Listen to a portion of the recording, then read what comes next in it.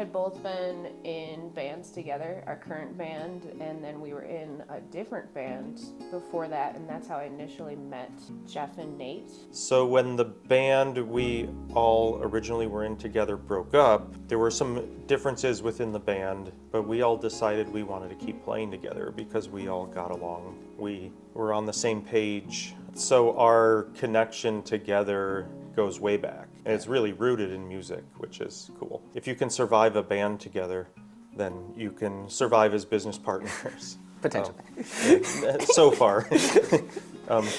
But adding a band business partners and you two live together, that's a lot of living together. Yeah. So it is one of the challenges of the shop, is that our lives are so intertwined. Yeah. We see each other a lot.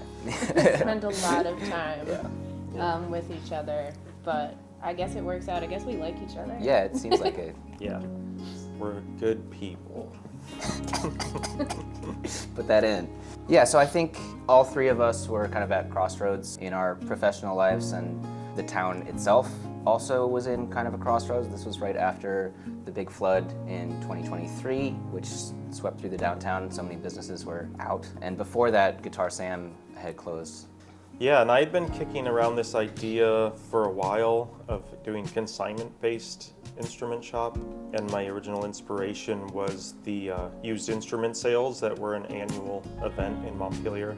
I wanted to make that concept permanent, and that was my original inspiration for the idea, but I never thought I'd actually do it. It was just an idea that had been floating around in my head, and one night we were at band practice, and we were sitting out on the porch, and some of the stuff that Nate was mentioning of being at a crossroads, not knowing what was next in our lives, looking for work, needing work, wanting to do something more meaningful than what we're currently doing.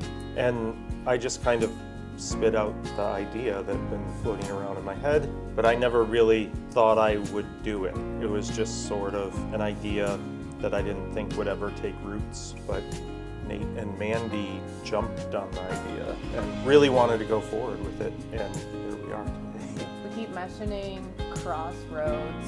I had been working as a tattooer, and then due to some health issues, I really couldn't keep performing tattoo type of work. And then, we were in a band before. And I also worked at Jeff's other store with his partner Hannah, the Get Up Vintage store, and I'd been working there for a while, so I already knew that I would enjoy working and that it would work out. And we all kind of had the same ideals, so it seemed just like the right thing to do. It seemed like a really big opportunity that I wanted to take.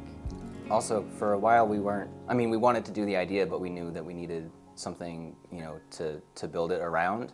Mandy and I were driving back from Massachusetts. I'd gone to visit a friend, and they were talking about, we were listening to the Talking Heads, and This Must Be the Place came on, I think. And so Mandy suggested that Naïve Melody would be a good name for the shop. I think it represents a lot of what we're about, home is where I want to be, never for money, always for love, Like Jeff mentioned, part of our inspiration was the used instrument sale, as well as Guitar Sam. So we kind of wanted to have a sense that it's both somewhere that you can go for your dependable, necessary items, strings, straps, cables, that kind of thing, and also someplace that you can walk into and see something that wasn't there the day before, that might not be there the next day, and that is brought in by someone in the community.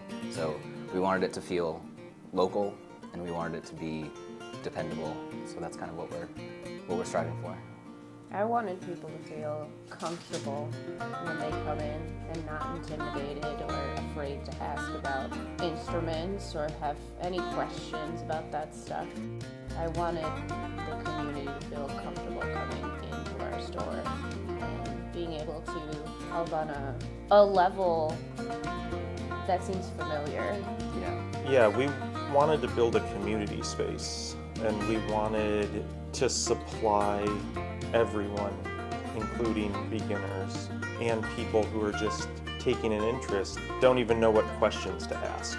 We want to not make those people feel like they don't belong here. So we're very conscious of meeting people where they're at and without judgment. fostering music and fostering community. I mean, I think just getting our name out to people, that's still kind of a challenge for us. We've never really put much into advertising. We'd rather, put on events to get our name, out to people. But yeah, so the first few months it was mostly just the hardcore Guitar Sam regulars who knew about the shop, and we love them, and they still come in, and that's great.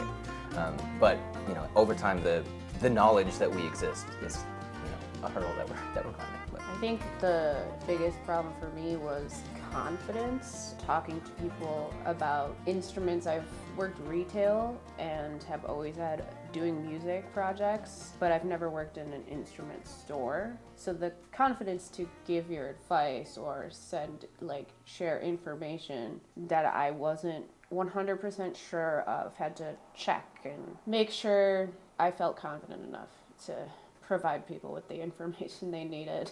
It took a little bit to get there. A lot of people walk in expecting us to be experts on whatever instrument they play, and we all know our own instruments, but none of us are really gearheads. Even in our own instruments, we're not the type of people that are hyper fixated on all the details of the instrument. A lot of people expect that. What they want at the beginning was very challenging, because especially if they're coming in talking about instruments that none of us play. We had a big learning curve with horns, the orchestral strings, things that aren't really in our wheelhouse.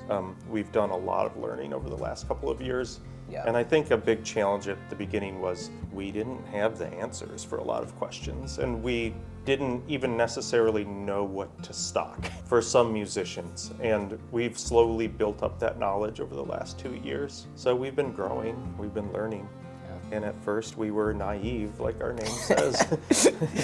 I think also a lot of people expect a guitar-centric shop, and we do all play guitar. It's not my main instrument, so I had to learn a lot about the technical terms for guitars. Jeff said we've never been gearheads, so learning what people want to talk about when they come in and bring in a specific high-end guitar and expecting us to know the model was a little bit, had to fake it to make it for me with the brands of guitars, high-end guitars. The concept of consignment instruments was challenging because we didn't know if there'd be enough to sustain the shop. Right. And at first we put a call out for instruments so that we would have stuff when we opened the doors, and it just sort of trickled in. Yeah. And we were worried that, we're not going to fill this space. And then it grew and grew. But when we first opened, our store was fairly bare compared to what it is now. And we've learned that there's no shortage of used instruments that people are selling, trading, inheriting, finding, need repair, flipping. The gear is out there, but we weren't certain that it was out there. So it was kind of a build it and they will come scenario.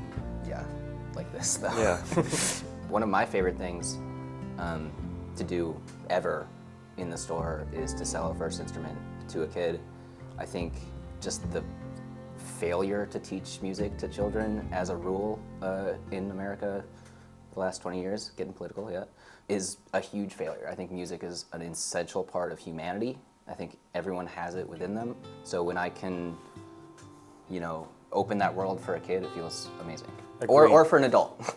Or for an adult. Yeah, agreed. My absolute favorite thing to do is sell an instrument to a beginner. I'd rather sell a $100 guitar to a 13-year-old than a $3,000 guitar to someone who's going to hang it on their wall for collecting purposes. Just the other week, I pieced together the cheapest possible full drum set I could out of all of the pieces of the shop for a 13-year-old's Christmas present.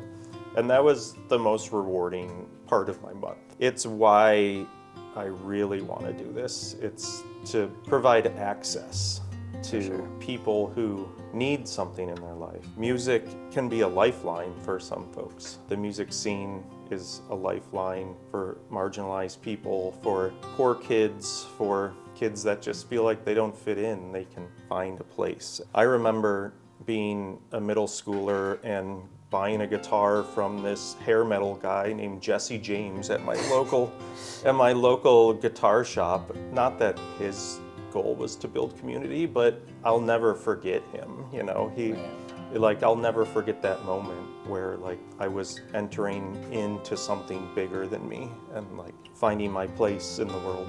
I think my favorite thing is that despite people not really relating to each other, music is a great form of communication. It's universal.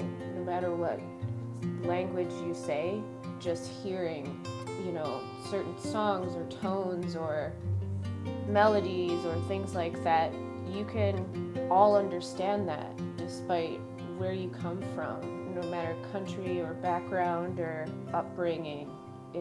Music is a universal form of communication that I think everybody can relate to despite where they come from. I think there's an emotional connection to the shop because there's not many music stores around anymore. And I hear it all the time. People come in and be like, I haven't been in an instrument shop in 10, 20 years. And it's like, it's so amazing that you're even here. Like, people forget that this is even an option. I think brick and mortar stores in general are that way. For a lot of people, they're vanishing. But specifically music related brick and mortar stores are so important culturally. They're kind of like a space where you go to meet other like-minded musicians, and it's a hub of culture. Once that all moved to online sales, it's just another form of isolation. I think people come here to fight their own isolation. I think it's important. Yeah, I think another thing that connects people to the store emotionally is that it's their instruments. I mean, we've had, I think at this point we're over 500 people have consigned instruments here over the 2 years, and we keep our consignment rate really low because we want people to feel motivated to bring their stuff to us because we want it to be played. And so I think that kind of shocks people sometimes because it's something that we're just not used to encountering anymore. The goal is not pure profit. The goal is to make a living for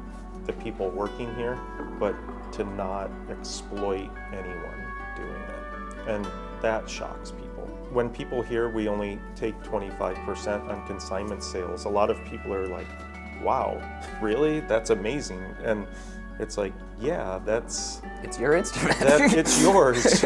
And we're just providing a service, really. We're just supporting ourselves. We're not supporting shareholders or ever greedy capitalist machine. It's literally just a job for the people who own it. We're fair, and it takes them a minute to realize it. But when they realize it, they really have a connection with that because there's so little of that in the world right now. I think going back about an emotional impact with customers is that a lot of people do share their stories, how they got into music, why they want to get into music, where instruments came from, and how playing music has been a freeing kind of feeling for them. I love it when people have a story and meeting new people who I would have never met, or people who maybe not have been comfortable to talk about these feelings. I just really appreciate that people will share that with us.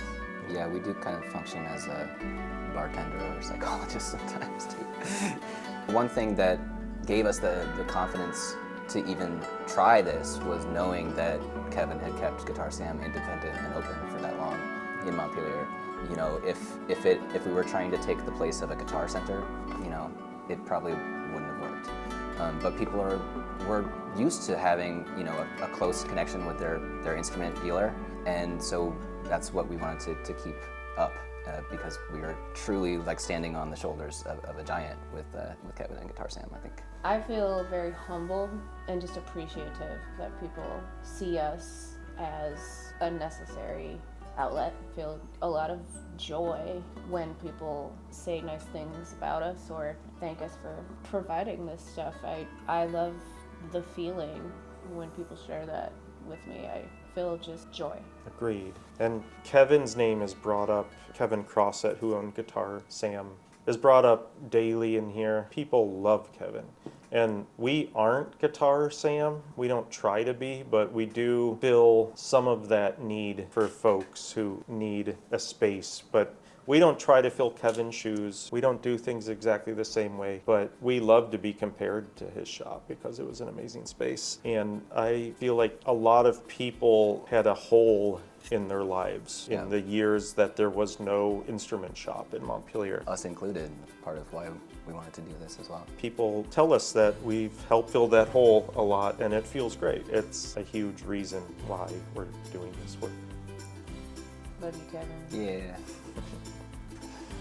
The difference of coming into a store versus, purchasing something online is that you can touch and play an instrument. You see how it feels in your hands and how it sounds in real life.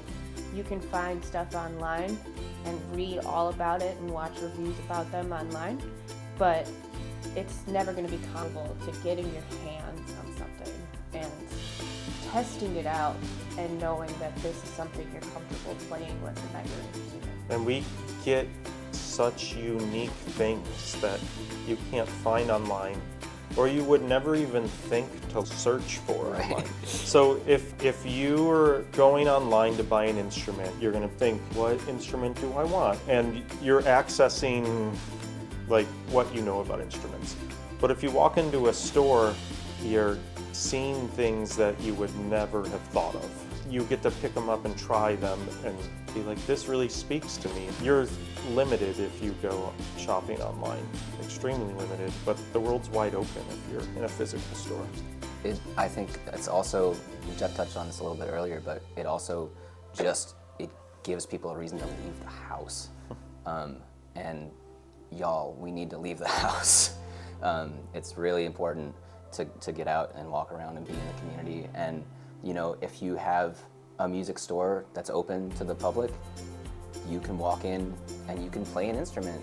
And I personally, I don't mind it at all when people come in, play for a little while, and leave without buying anything. It's part of what we're here for, is to foster just an immediate connection to music, no matter what. I personally have learned about instruments that I would have never thought that I would like to play, and I have gotten so much interest in things I would have never thought because I can see it and I can play it and I can feel how it feels and know where it comes from, or I can learn. So I love that. And people just bring them to us. There's also a lot of people who are making music at home and never sharing it with the world. And this shop allows them to tell someone they're doing it. And they come in and talk, and I'm like, well, what do you play? And they're talking about their recording setup, and it's like, oh, you've got recordings. Is anything online? And they're like, no, I've never released anything. And then you're like, then send me something. You give them the option of sharing it. And if they hadn't connected, it gives a space to talk about it and make those connections and start to share. But if you're just in your bedroom making music, you don't have people in your local community to share it with. And this space kind of fosters that as well. Used instruments, I think they have the ability to touch something kind of deeper in a person, because it's an object with a story, not to get supersticious or anything, but I do feel like people kind of imbue the items that they have with a little bit of themselves. So it's a used instrument has more gravitas to it, sometimes more emotion behind it in a strange way. An instrument needs to be played to stay in good condition, and a used instrument that's in good condition has been played and cared for and often upgraded by the person who's owned it. So when you get a used instrument that's been well loved, it's usually been maintained, repaired, given upgrades that you wouldn't get from a brand new instrument, and you can feel it, that it's just like really playable and broken in well and played well. When you pick up an instrument that is that way, you can feel all that history and care and love that's been put in it.